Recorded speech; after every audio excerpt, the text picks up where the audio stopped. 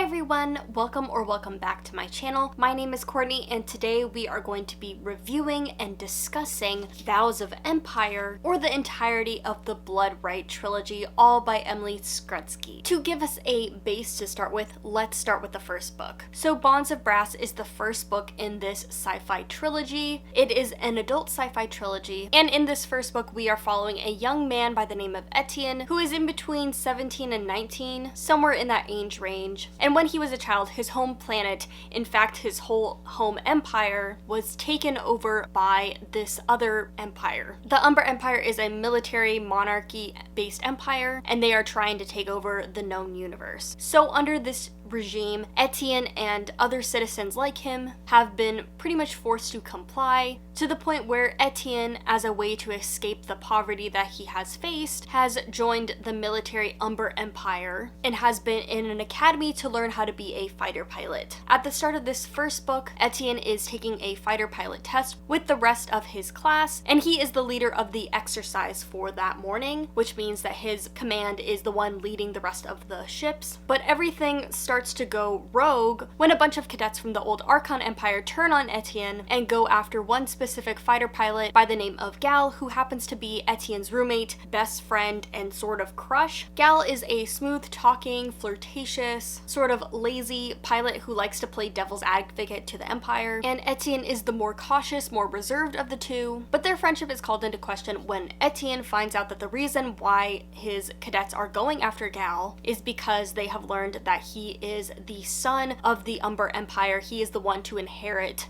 the empire, the one that is going to be the ruler, and this big reveal starts a slew of events, a wild chase where Etienne has to decide between his loyalty to his best friend and the loyalty and duty he feels to the Archon Empire, which was taken over when he was a child. I thought this first book had so much promise. Etienne's struggle, his conflicting motivations between duty and friendship was really compelling. The action was fun and fast-paced, and I just really enjoyed being with these characters, seeing them grow, seeing their motivations complicated, and seeing the promise for so much more in the series to come. And unfortunately, from that first book, this kind of promise of potential was lost really, really quickly, and the series as a whole did not live up to my expectations. I gave the first book a 4-star, and I gave the second book a 2-star, and I gave this third and final book a 2.5, 2.75 stars. So how did we get from potential to where we are now? So this series, to me, what it promised in the first book was to be a high-action, fast-paced, plot-based story, but with characters that you could really care and sympathize for, that had complicated morals that would be further complicated and deconstructed by the plot and actions of the story, and unfortunately none of those things really came to fruition. So going into spoilers now, at the end of the first book, we learn that Etienne is not just any old citizen of the Archon Empire, he is in fact the heir himself, and he takes his blood right in an attempt to save Gal's life. And so from there, the complicated dynamic of Etienne's moral dilemma of friendship versus empire comes shattering down. There is absolutely no deconstruction of his nationalistic ideals as well as Gal's. There is no deconstruction of the empire he's been living under, and that is because the second book directly goes into Gal's point of view, and we lose Etienne's perspective entirely, so we don't get to see any of his growth really. We don't get to see that complicated morals that the first book set up, and instead we're following a character who is basically a prisoner of war, who is locked up away from all the action, and so none of that fun plot stuff is happening like it was in the first book, which is fine because I was really excited to learn more about Gal as a character. But the problem is that the entirety of the second book that were spent with Gal, he is bitter, again he's locked up, he feels betrayed by Etienne and doesn't love him anymore, and he has really backpedaled in his ideas and is starting to stand more with the Umber Empire, which he was kind of not super committed to in the first book, it felt like. Gal has been raised to be the Umber heir. It is his sole duty. He thinks that he can fix the empire, but in the second book he really falls to the moral ideals that he was taught. He falls into the idea of blood right, which is the idea that you are born into a position and that you're the only one who can lead and have that position. Gal has been taught very imperial, very colonial ideas by his empire, very ruthless thinking, and none of that is deconstructed by him at all. At the end of the second book, Gal is now in love with Etienne again, and he seems kind of against the empire, but there was no deconstructing on Gal's part. He didn't learn anything as a character. He just suddenly is in love with Etienne, and therefore on his side by default, which is just so disappointing, which made the book so, one, boring and hard to slog through, but just so unsatisfying at the end, because there was no internal work on Gal's part at all. So from that second book, we're not starting in a good place to go into the third novel. The third book, like the first and second book, is very short. We do not have the time to really get into the characters, especially now that the book is dual perspective, or multiple perspectives, and so there is no character growth. There's no expanding or deconstructing these characters and their motivations and their understandings of the world, which was just deeply unsatisfying because it felt like those things were promised to us in the first book. Initially, it was the themes and the characters that drew me into this world, and to not have a satisfying conclusion for any of those things was just really unfortunate. In the third book, we take for granted that Gal has done the work, that he has grown as a person,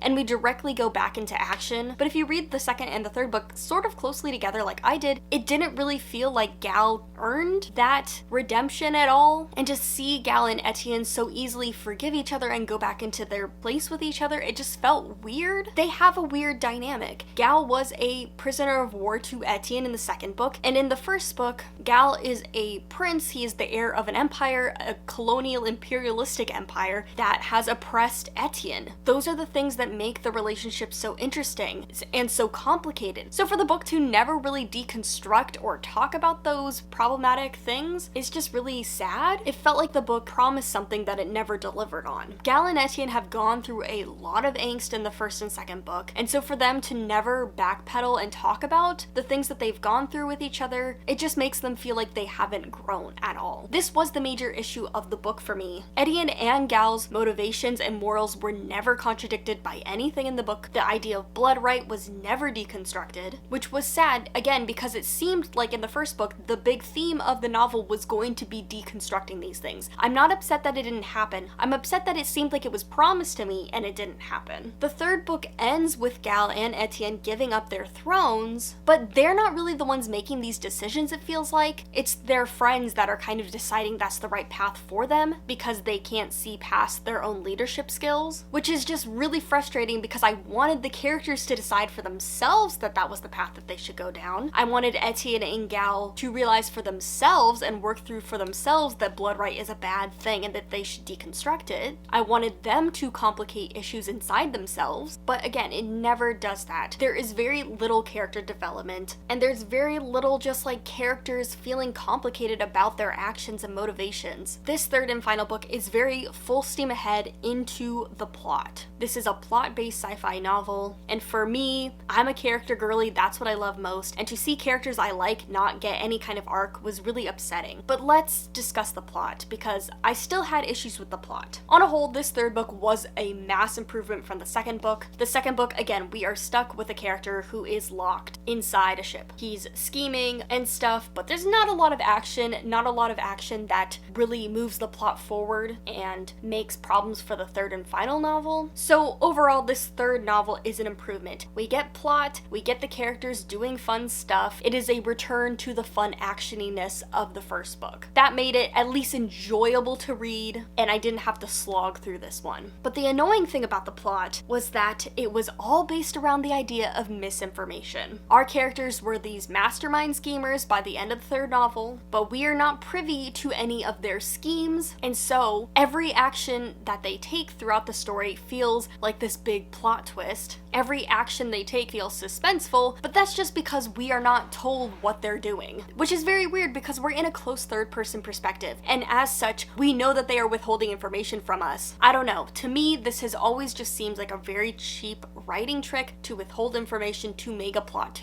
twist this way. But an even bigger issue with this novel is, again, returning to the shortness of it. This is a short book, but it happens over a decently big chunk of time, and so this book didn't even feel satisfying in its plot because we were quickly speeding through a lot of months of time very quickly, through a lot of events very quickly, so we didn't really get to see the build up to these big big schemes. We didn't get to see the build up to these high action moments. It was just high action moment after another. And again, that goes into character too. Because we aren't having the build up, we're not getting those moments where the characters get to breathe for a minute and think through and complicate their ideas. They're just moving full steam ahead. But again, it's over a long swath of time. So we internally know that the characters have downtime and that they have scenes where they're potentially thinking about things outside of the main plot, but we're skipping over those scenes where those things happen. A lot of those important character moments and schemings are happening off page, and for me personally, I would rather see the schemes working. I would rather know about everything that's going to happen, even if it happens perfectly, because I want to see the characters working through things. These big plot moments felt just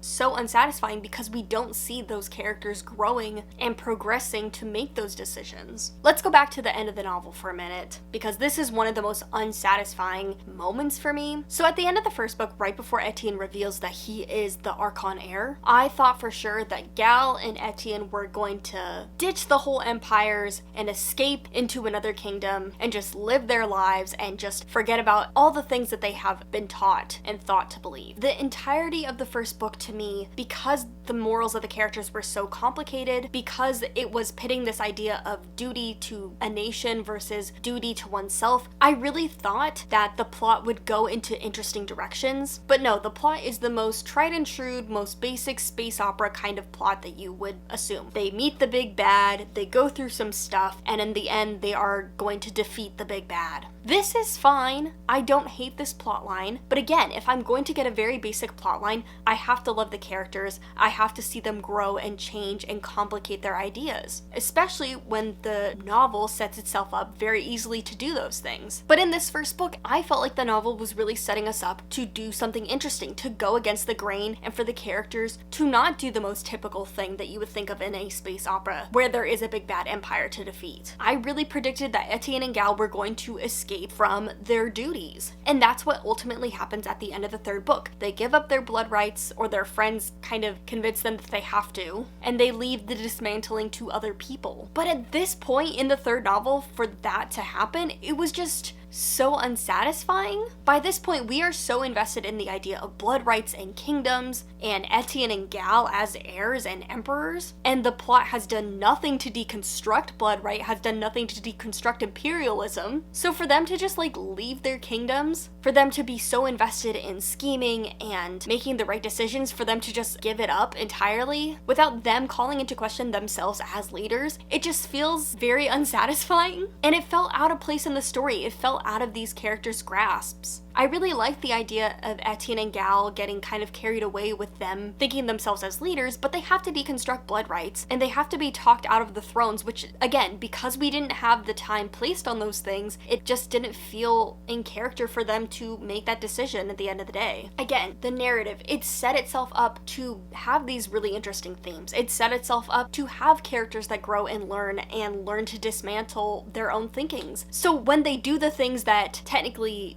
would dismantle the empire, would complicate their ideas, but we don't see the internal character work showing them thinking those things and moving through those problems, it ends up just not making sense and not being satisfying. And that's my biggest thing with this series, is that first book was so fun and it promised so much. It promised to be more than just a basic sci-fi story. So when it ended up being a basic sci-fi story, it was just kind of boring. And to top it all off, the plot wasn't even fun and engaging because it was just withheld information and plot twists. And while I love the characters, there was just no time spent on those characters learning and growing to make their character arcs interesting and entertaining inside a very basic plot. In the end, these books are short, they are easy to read, they are a great bridge between young adult and adult books, but they are overall just very middle of the road. They're very meh series. The first book is 4 stars, the second book was a 2-star for me, and the third and final book was a 2.5 stars. And overall, the series, I would say it's a 2.5-star series. It's just very, very middle of the road. It's not badly written, it's not unenjoyable, but it had so much potential to be something more. And I think that's my biggest disappointment with this series is that I loved the first book so much, and I saw that it was getting very little hype, and I was ready to be the hype person for the Bonds of Brass series. I was ready to be the person to recommend it to everybody. I was ready to be the person pushing it on to everybody. But the second and third book are just so disappointing that I have a hard time